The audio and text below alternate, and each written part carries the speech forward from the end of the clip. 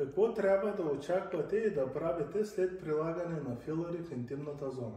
Получавате незабавен ефект хидратация веднага след процедурата. В следващите 6 часа не трябва да имате допир с вода в интимната област. В същото време може да се върнете незабавно към ежедневните си задължения. В следващата една седмица трябва да има въздържание от полови контакти. Препоръчва се приемането на около 2 литра вода всеки ден. Ако имате интерес към извършването на тази процедура, може да запазите част на номера на клиниката. Аз съм доктор Раим и ви очаквам в Diamond Clinic. За повече полезна информация ни последвайте в социалните мрежи. Благодаря.